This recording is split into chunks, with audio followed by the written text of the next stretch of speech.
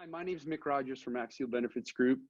We've heard from so many of you over this crazy time with your thoughts and your questions and your even some anxieties that we thought it would be helpful to get a small hand-selected group of experts to answer their frequently asked questions that they're hearing from their areas of expertise. Those areas of expertise, are from our perspective, the employee benefits, the retirement plans, employment law, HR policies, procedures, HR leadership, et cetera, maybe even some finance issues.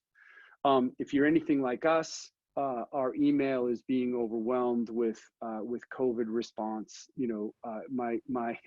I joke that my email looks like a Twitter feed right now with COVID response emails. So we're trying to figure out, we thought it would be helpful to do a different format from that, get these experts to actually answer these questions on video clips so that we could get that out and it could get a little bit above the normal email response. Today's guest is Laurie Glaude. Laurie is the founder of Aurora Business Solutions. Aurora specializes in human resource, leadership, and people development as a consulting firm. We found that Laurie's been a great resource for our clients over the last few years. We've been doing more and more work with her, and I think that you'll agree that she's a great knowledge base for these type of issues. So good morning, Laurie. Good morning. How are you? I'm good. I really appreciate you coming on. I think some of these questions that we've been getting from our clients, I mean, we, have really started to come from our HR professionals. And candidly, I think that our HR professionals are stressed out.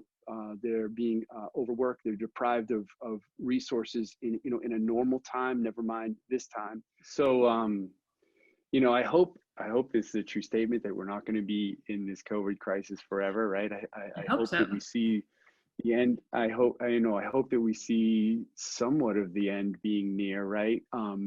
So let's think past this for a minute and opine on, after this crisis, we're going to have to get these employees all back to the normal work environment, right? Whatever that is. What's your sort of thinking on that? Maybe best advice to start the HR professionals thinking about how we're going to integrate all these people back. Mm-hmm. So I think, as I said earlier, you start with the end in mind. So everything that you do today, you need to think under the umbrella that we are still going to be in a workforce shortage on the other side of this. The population hasn't improved so greatly that we're not going to have a war on talent. So you want your people to come back. So what you do today, keeping them engaged, communicating, of course, high levels, high touch points via social distancing touch points, but high touch points.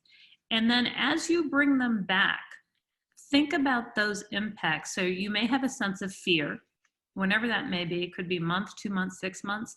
There may be a sense of fear and anxiety coming back to work because I've worked from home for so long, or the circumstances have changed, or I'm in a heavily dense populated workspace. So you want to think about, what will it look like when they come back?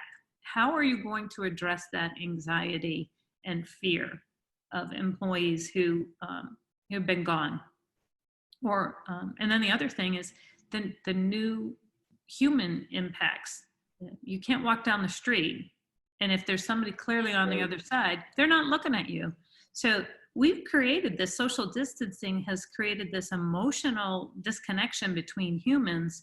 So anticipate, how are you going to get that back in your workplace? What types of communication strategies are you going to have? Right. What type of tolerance are you going to have for starting a new, getting into your new routine?